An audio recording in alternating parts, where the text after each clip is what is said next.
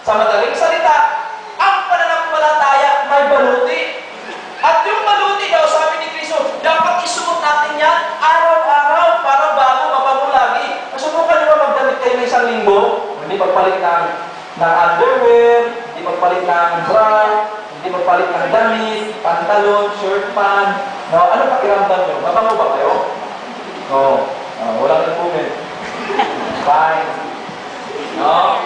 No? See, sabi daw, isuot daw yung baluti ng pananampalataya. Sa madaling salita mga kapatid, ang pananampalataya may baluti. Ang tanong, alam niyo ba yung baluti ng pananampalataya? Tama yun. I don't question about our faith. We have faith. No? We have faith, but I don't question that one. But I question on this. The baluti ng pananampalataya, nakasuot ba sa atin yan? No? Ang Pilipinas, maraming pananampalataya. May nananampalataya sa multo, may nananampalataya sa mga pupunta sa mga harapan, pinututang. No? Ang daming pananampalataya.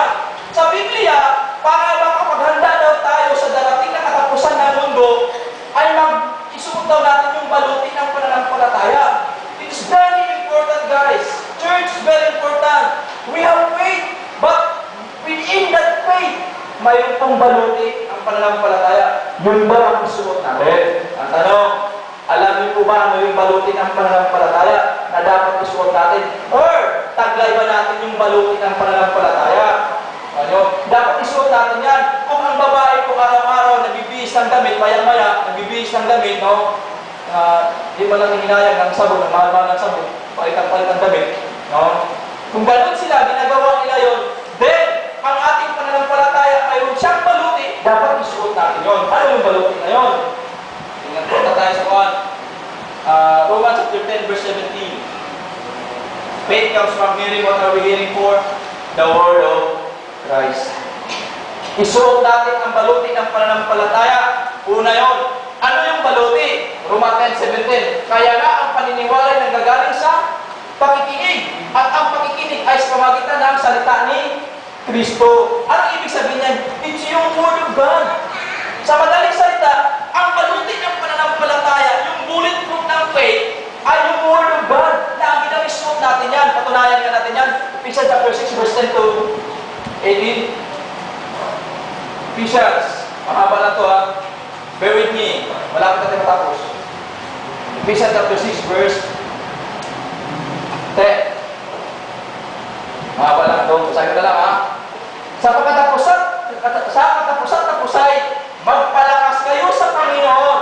Paano ka magpalakas sa Panginoon? Tuloy tayo. At sa kapangyarihan ng kanyang kalakasan, paano mangyari yun sa buhay natin? Ibig sabihin, nasumpungan natin itong kalakasan ito, sinabi ni Pablo. Paano ba yung mangyari? Punta tayo. Magbihis kayo ng buong kagayakan ng Diyos upang kayo'y magsitibay laban sa mga lalang ng diabo. Mayroon tayong bibihisin, no? Mayroon tayong susuotin. Ano yun? Tuloy tayo. No, sorry to my Korean sisters, no? Later lang next time. Sapagkat ang ating pakikibaka ay hindi laban sa laman at dugo, kundi laban sa pamunuan, laban sa mga kapangyarihan, laban sa mga pamahalaan. Tatalo mo na yan. No, baba tayo. Tuloy na lang. Dahil dito'y magsikuha kayo ng buong kagayakan ng Diyos upang kayo'y magtagal sa araw ng masama at kung magawa ang lahat ay magsitibay. Ano ba yun? Tuloy tayo. Magsitibay na kayo na ang inyong mga baywang ay may bigkis ng katotohanan. Yan, isa na yun. Na may sakbat ng baluti ng katuwiran. Tuloy tayo. At ang inyong mga paa ay may pangyapak na paghahanda ng ibanghilyo ng kapayapaan. Tuloy tayo. Bukod dito, ay taglayin ninyo ang kalasag ng pananampalataya at na siyang ipapatay ninyo sa lahat ng nanginginas ng suligin ng masama, at magsikuha rin naman kayo ng turbante ng kaligtasan at tabak ng Espiritu na siya salita ng Panginoon Diyos. Word of God, ito yung baluti ng pananampalataya. Ano? Your faith is useless without this. Walang kabuuan ng pananampalataya ng isang Kristiyano pag wala ang salita nito. Ito yung baluti. Ito yung sinabi ng Diyos na maghanda tayo pagdating sa katapusan ng mundo. We can prepare to face balutin ng pananampalataya. Ito yung salita ng Panginoon. Tanong, kumusta po ang salita ng Panginoon Diyos sa buhay natin? No? Sa mga kabataan, sino bang binabasa niyo lagi? FB? No? Facebook ba lang yung binubuksan niyo? Huwag kayong bumaya sa akin araw-araw pati asawa ko na Facebook eh. No? Ito po ang kailangan natin. Gusto natin handa sa dating katapusan ng mundo. Ito, Word of God. Ito yung baluti ng ating pananampalataya. Basahin mo ito. No? Para ka malagpasan ng mga bagay na yan, kailangan natin isuot araw-araw. Pag sinabing araw-araw, ibig sabihin magbihis ka lagi ng salita ng Panginoon Diyos. Pangalawang bagay po na paghahanda na gawin natin, balik tayo doon sa 1 Thessalonians chapter 5, verse 4 to 9.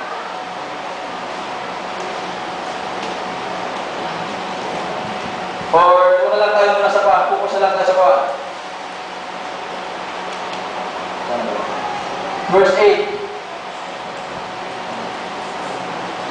Verse 8. Focus tayo sa verse 8. Una, balutin ang pananampalataya ng paghandaan natin. Pangalawa, suot ang balutin ng pananampalataya at pag-ibig. Yan. Love. Love is so many splendor. Di ba? Ganda lang yung kanta na yan, no? Where do I begin? Who tell the story of all that I know? Diba? Sa mga nanay, sa mga tatay, alam yun, no? Diba? Love. Pangalawang pagkahandaan po daw natin para tayo makaharap sa katapusan ng mundo, pag-ibig. Balutin ang pag-ibig. Kung may balutin ang pananampalataya, mayroon ding balutin ang pag-ibig. Ibig sabihin, ang pag-ibig po, mayroon ding balutin. Hindi ka lang umibig ka, pagdasin na umibig ka, kailangan mong tagayin yung balutin ng pag-ibig. Kasi bakit po? Ang pag-ibig po ang magbigay sa atin ng kasakdalan sa harapan ng Panginoong Diyos. A person who say, I love God, but wala siyang balutin ng pag-ibig ng Diyos. Sabi ng 1 John, sinungaling ka. 1 John po yan ha, sinungaling daw siya. If you love me, but hindi nyo ginagawa ang aking kalooban, sabi ng Diyos, ang tawag daw sa isang tao ay sinungaling. Kailangan natin ang balutin ng pag-ibig.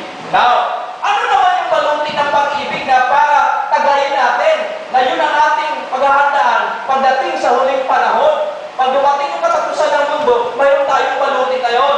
Punta tayo sa John chapter 14, verse 15. John chapter 14. Verse 15. Subukan lang natin. Tama ba? Chapter 14, verse 15. If you love me, you will obey my command. Bigyan ko yan sa talata ng Biblia, John chapter 14, verse 15. Tama ba? Okay. Sabi dyan, kung iniibig niyo ako, ang sabi dyan, ay tutuparin ninyo ang aking mga utos. Ano? Mahal ba talaga natin ang Diyos? We'll come here, worshiping God, listening to the Word of God, and then I will ask you, mahal ba talaga natin ang Diyos? Do we really love God? Kung gaano mo kamahal ang babae, itong bundok nilalakad mo, para lang matanggap mo yung oo niya, pagdating naman sa Diyos, mahal ba natin ang Panginoong Diyos? Ngayon, hindi na bundok eh. Load. No? Bibigyan kita ng load mamaya. Tawag ka mamaya gabi ha. 10 o'clock. Andun ako sa kwarto, mag-usap tayo. Wow, ang sweet, di ba? 1,000 umus yan. 1 oras lang usapan. No? Tapos bukas, makita naman. Yung pa din yung kasawaan, no? Di ba? That's love. Tama ba?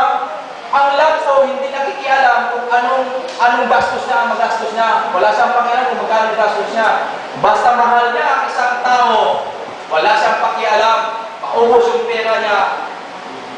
Dahil mahal niya yung isang tao. Tama ba? That is love. Totoo naman yan eh. Dumaan din ako dyan. Dumaan din kayo, di ba? Sisisi nga ako eh. Naubos yung pera ko. Diba? Wala eh. Love, it covers everything. The moment you love somebody, pati isip mo, bigyan bumabalot ko din, di ba? That is love. Pero iba naman yan. ang Diyos din may pag-ibig. Sabi ng ni Pablo, para tayo mapaganda sa katapusan ng mundo, kailangan natin yung balutin ng pag-ibig. Ano? Tandaan nyo, ang pag-ibig ng Diyos ay iba sa pag-ibig ng tao. Ang pag-ibig ng tao, ang pag-ibig ng magulang ay iba sa pag-ibig ng anak. Bakit ko nasabi ko yun? Tanong ko po kayo mag-asawa po. May asawa din ako. Yung mga pag-ibig nyo bilang mag-asawa, kaya mo bang gawin sa anak mo? There are certain love sa mag-asawa na hindi mo kayang gawin sa anak mo. Hindi mo kayang yung sabihin sa anak mo. Naintindihan nyo na po, di ba? Sa mga nanay, naintindihan nila yun. Iwan ko lang sa mga kabataan. Naintindihan nila yun. Sa madaling salita, kung kayong dalawa sa isang kwarto, anong ginagawa ng mag-asawa sa isang kwarto, pwede mo lang gawin sa anak mo yun? Hindi mo pwede gawin yun. Ginagawa yung mag-asawa because of love. See? Sa Biblia po, may pag-ibig din. Yung pag-ibig na gusto ng Diyos na ilagay sa atin, laging balutin natin, laging isuot natin yung pag-ibig ng Diyos. At yun nga yung John chapter 14, verse 15, at yung sinabi, kung ako'y inyong iniibig, ay tutuparin ninyo ang aking mga inuutos. Yun yung pag-ibig ng Diyos. If you love God, you will obey God. If you will obey God, you mean to say, you love God. Kung sinusunod mo ang utos ng Diyos, mahal mo ang Diyos. Pag